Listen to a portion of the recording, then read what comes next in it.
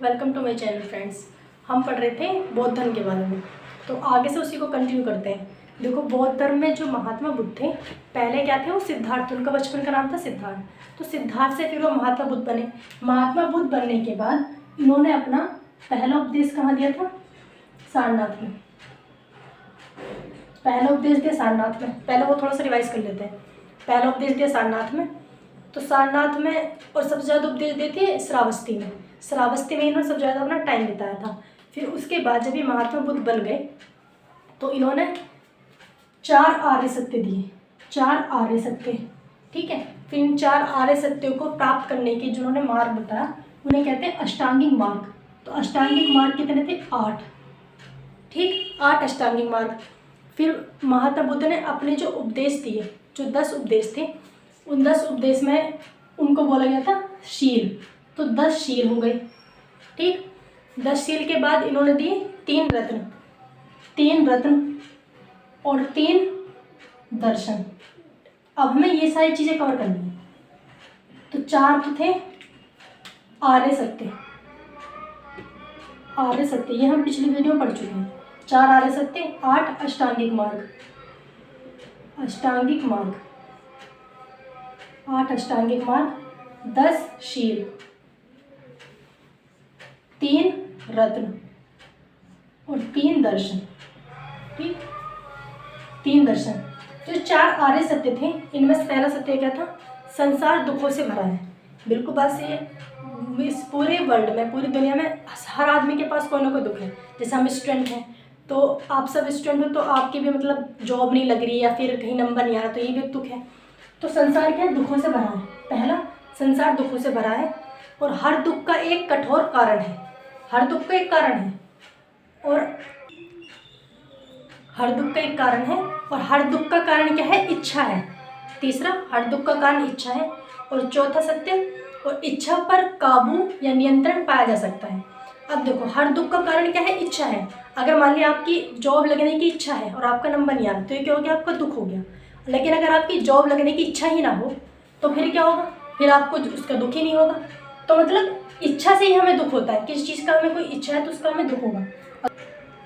अगर आपकी नौकरी न लगे, फिर घर वालों की भी इच्छा होती है कि तुम गाली देंगे, ठीक है ना।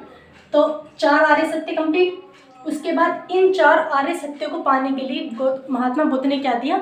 अष्टांगिक मार्ग। अष्टांगिक मार्ग का मतलब ये है कि ना तो इतना कठोर रास्ता हो और ना ही बिल्कुल सरल हो, तो एक बीच का रास्ता अपनाया इन्होंने। तो अष्टांगिक मार्ग में हमें डिटेल में तो नहीं पढ़ना, बस याद रखो कि अष्टांगिक मार्ग 8 है। इसमें ऐसा है जैसे कि एक तो हो गया सम्यक वाक, ठीक है। वाक मतलब वाणी। तो सम्यक वाक मतलब ऐसी वाणी रखो कि जिससे दूसरों को दुख ना हो। दूसरा है सम्यक आजीविका। तो ऐसी आजीविका मतलब जो हम पैसा कमाते हैं तो उसका जो वे है, उसका रास्ता ऐसा होना चाहिए कि दूसरों को दुख ना हो। जैसे मान लो कोई कहते हैं कि वो लेते हैं, फिरौती लेते हैं या मर्डर करने के पैसे लेते हैं, तो वो भी तो एक आजीविका है, लेकिन उससे क्या है? दूसरे का नुकसान पहुंचा रहे हैं। तो ऐसी आजीविका ना हो। और इसी तरह के मतलब क्या है? अष्टांगिक मार्ग है 8। फिर क्या आते हैं? 10 शील। 10 शील में सिर्फ महात्मा बुद्ध के क्या है? उपदेश है। तो 10 उपदेश क्या है 10 शील के अंदर? 3 रत्न हैं। 3 रत्न हमने पढ़े थे। तो 3 रत्न में क्या है? बुद्ध, संघ और धम्म। तो बुद्ध, संघ और धम्म, 3 रत्न का मतलब ये है, ये मैंने पहले ही बताया था कि मतलब अगर आप गौतम बुद्ध के कंटेम्परेरी हैं, उनके समकालीन हैं, तो आप महात्मा बुद्ध मतलब बौद्ध धर्म को अपनाने के लिए आप उनके कांटेक्ट में या फिर उनके उपदेश सुने, उनके साथ रहें, ठीक है। तो होगा बुद्ध। अगर मान लिया वो तो है नहीं, फिर क्या आता है? फिर उनके संघ से जुड़ के रहें। उनके जितनी मीटिंग्स, उनके संघ के लोग हैं, उनसे जुड़ कर रहें। अगर वो भी नहीं है तो फिर क्या? धम्म को अपनाएं। धम्म क्या होता है? मतलब उनके उपदेश जिस बुक में लिखे हैं, उनकी जितनी भी मतलब किताबें हैं बौद्ध धर्म से रिलेटेड, उनको अपने पास रखें, उनको पढ़ें। तो ये क्या है? 3 रत्न है। अब आता है 3 दर्शन। 3 दर्शन में क्या है? एक तो है अनैश्वरवाद। अनैश्वरवाद। दूसरा है शून्यवाद। दूसरा शून्यवाद। और तीसरा है क्षणिकवाद। तीसरा क्षणिकवाद, ठीक है। ये क्या है? महात्मा बुद्ध के 3 दर्शन है। तो अनैश्वरवाद में क्या है कि ईश्वर को नहीं मानते, ये ईश्वर को ये मानते नहीं है। जैसे कि हमने जैन धर्म में पढ़ा था, जैन धर्म में भी ईश्वर की मान्यता नहीं थी। ईश्वर की मान्यता नहीं थी तो वो पुनर्जन्म को मानते थे, पुनर्जन्म को तो मानते थे, लेकिन ईश्वर की मान्यता नहीं थी। ईश्वर की मान्यता नहीं थी तो वो होता है स्वर्ग और नर्क वाला कॉन्सेप्ट जो हम मानते हैं, तो स्वर्ग और नर्क को भी नहीं मानते थे। फिर वो कर्मकांड को नहीं मानते थे। तो कर्मकांड का मतलब क्या होता है, जैसे किसी की डेथ होगी उसके बाद जो हम उनकी कहते हैं कि आत्मा को शांति मिलेगी, 40वां करते हैं, ये सब सारी जो फॉर्मेलिटीज़ होती हैं इनको बोलते हैं कर्मकांड। तो जब स्वर्ग और नर्क को नहीं मानते, ईश्वर को नहीं मानते, तो कर्मकांड को भी नहीं मानते। तो अनैश्वरवाद में यही है कि ईश्वर, कोई ईश्वर नहीं है, ठीक है। शून्यवाद का मतलब क्या है? शून्यवाद ये है कि मतलब नथिंग इज बेस्ट, कुछ भी बेस्ट नहीं है इस दुनिया में। जो जैसे कि मान लिया कि आज किसी का साम्राज्य बहुत बड़ा है, जैसे आपने पहले पढ़ा होगा कि अशोक थे, तो अशोक का साम्राज्य बहुत बड़ा था, लेकिन धीरे धीरे क्या हुआ, अशोक का साम्राज्य खत्म हो गया। उसके बाद मुगल आए, मुगल का साम्राज्य कितना बड़ा था, लेकिन टाइम के अकॉर्डिंग फिर वो भी खत्म हो गए। तो कोई भी बेस्ट नहीं है, जो भी दुनिया में है उसको खत्म होना है, ठीक है। कोई भी, तो शून्यवाद का मतलब नथिंग इज बेस्ट। तो शून्य का मतलब जीरो, तो कोई भी मतलब हीरो नहीं है, सब जीरो है। क्षणिकवाद का मतलब नथिंग इज परमानेंट, हर जो भी दुनिया में है वो एक दिन उसको खत्म होना है। तो नथिंग इज परमानेंट क्या है? क्षणिकवाद। तो ये कहते 3 दर्शन थे। अब इसके बाद महात्मा बुद्ध की मृत्यु में लिखाई थी 483 ईसा पूर्व।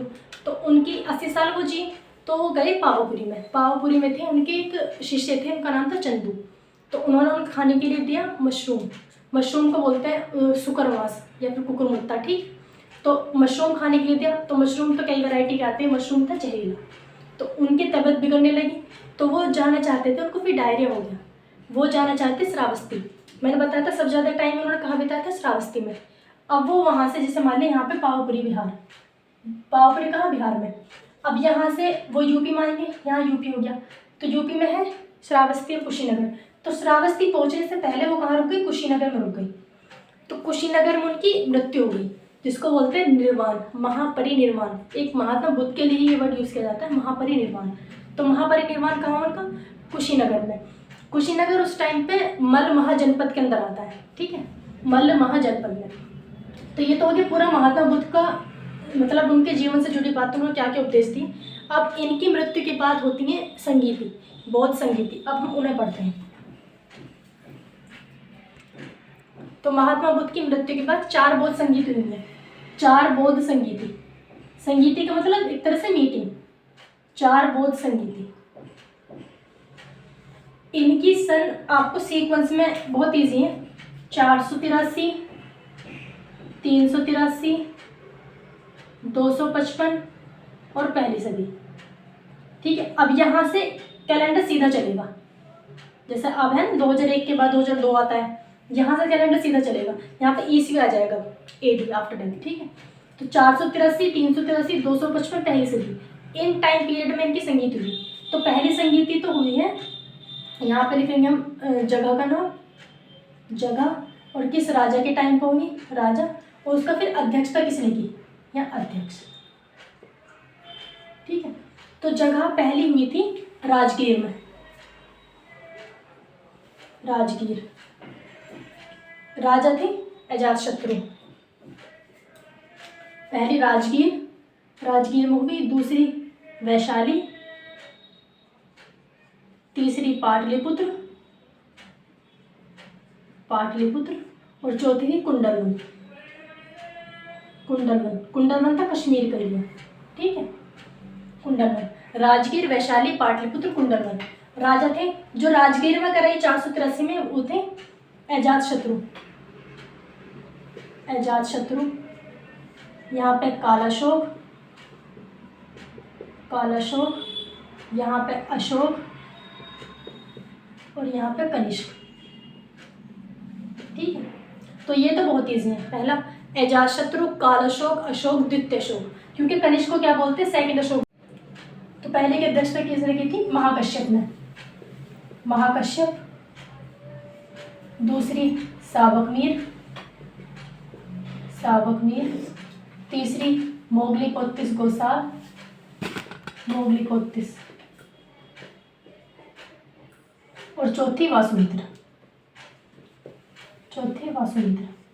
ठीक है, तो पहले के अध्यक्ष था महाकश्यप। इसको ऐसे याद कर सकते हैं कि संगीति थी, मतलब मीटिंग थी, बहुत बड़ी थी, मतलब महान मीटिंग थी, तो महान लोगों को बुलाया गया था। तो पहले महान लोगों को बुलाया गया, फिर साबक मीर मतलब सभी को बुलाया गया, फिर मोगली पोतिस गोसाल मतलब सब आ गए। फिर थर्ड में तो क्या होगा, सब मुँह से ही बोलना पड़ा कि आज और सब आ गए, मोगली पोतिस। और चौथी की वासुमित्र। अब इसमें क्या है, तो अध्यक्ष, तो पहले में अध्यक्ष तो वासुमित्र हो गए, इसी में उपाध्यक्ष भी थे, और 3 में तो सिर्फ अध्यक्ष थे, इसमें उपाध्यक्ष भी थे। उपाध्यक्ष थे इसमें अश्वघोष, उपाध्यक्ष थे इसमें अश्वघोष। तो ये हो गई चारों बोध संगीति। अब चौथी बोध संगीति जो हुई है कनिष्क के टाइम पे, इसके बाद ये 2 पार्ट में बढ़ गया। ठीक है, एक तो हो गया हीनयान, हीनयान, और दूसरा महायान, महायान। अब हीनयान और महायान में क्या फ़र्क है? हीनयान तो है कि जैसे बौद्ध धर्म जो महात्मा बुद्ध ने बताया है, सिर्फ उन्हीं के उपदेशों पे या फिर उन्हीं को फॉलो करता है। लेकिन महायान में कुछ चेंजेस आ गए, मतलब टाइम के अकॉर्डिंग ये कुछ चेंजेस लेकर आए। फिर महायान भी दो पार्ट में बढ़ गया, एक शून्यवाद, शून्यवाद, और दूसरा ब्रजयान, दूसरा हो गया ब्रजयान। शून्यवाद और ब्रजयान, इसमें जो ब्रजयान शाखा है, इसी को कह सकते हैं हम कि सबसे ज़्यादा करप्ट हो गई। जैसे कि जो स्टार्टिंग से चलता आ रहा था, जो उन्होंने महात्मा बुद्ध ने उपदेश दिए थे, उसको ना मान के, जैसे कि वो उसमें जाति धर्म का कुछ वो नहीं था, मतलब उसमें जाति नहीं बटी थी बौद्ध धर्म में। तो यहाँ पर आके ब्रजयान में आके जाति बटने लगी, या फिर इन्होंने जो वे होते हैं मूर्ति पूजा भी करने लगे, महात्मा बुद्ध की मूर्ति बनाने लगे। तो जितनी भी सारी जो बुराइयाँ थी जिनको महात्मा बुद्ध ने मना किया था, वो सारी चीज़ें ब्रजयान मानने लगी। लेकिन सबसे ज़्यादा जो शाखा दूर तक फैली है वो ब्रजयान शाखा ही फैली है। और इसका जो मेन पॉइंट था इंडिया में वो था विक्रमशिला विश्वविद्यालय, जहाँ पे ये पढ़ाया जाता है। विक्रमशिला विश्वविद्यालय भागलपुर में है। ठीक है, इसका जो मेन जहाँ पे इसको विक्रमशिला, इसे ब्रजयान का ऑक्सफोर्ड भी कहते हैं विक्रमशिला विश्वविद्यालय को। कहाँ पे? भागलपुर में है। अब शून्यवाद को मानने वाले जो थे वो थे नागार्जुन, नागार्जुन। ठीक है, महायान शाखा को मानने वाले थे कनिष्क, कनिष्क महायान शाखा को मानने वाले थे। अब जो आप 4 बोध संगीति पढ़ोगे तो इससे आपको ये जो 4 राजा है ना, ये मोस्ट इंपॉर्टेंट है, ये भी याद हो जाएंगे कि ये बौद्ध धर्म को मानने वाले थे, तभी तो उन्होंने बोध संगीति कराई। तो ये 4 बोध संगीति।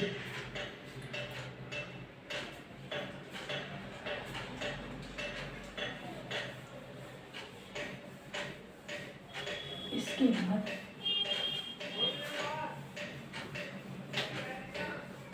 अब हमारा बौद्ध धर्म मोस्टली मतलब कंप्लीट ही हो गया। एक चीज़ और है, जो महात्मा बुद्ध के पुनर्जन्म की 200 कथाएं, मतलब कि अब इस तरह से महात्मा बुद्ध का जन्म होगा, अब इस तरह से होगा, तो उनके पुनर्जन्म की जो 200 कथाएं हैं, पुनर्जन्म की 200 कथाएं, उन्हें बोलते हैं जातक कथाएं, जातक कथाएं। ठीक है, तो ये जो है ना, ये जातक कथाएं, ये कभी कभी क्वेश्चन में आता है कि जातक कथाएं कौन से धर्म से रिलेटेड है, तो बौद्ध धर्म से रिलेटेड है।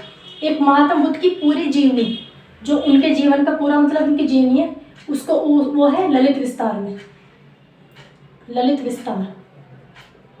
महात्मा बुद्ध की पूरी जीवनी ललित विस्तार से बताई गई जीवनी ललित विस्तार में। ठीक है, थैंक यू फ्रेंड्स। तो ये हमारा बौद्ध धर्म पूरा कंप्लीट हो गया। नेक्स्ट वीडियो जल्दी लेकर आएंगे। Thank you friends.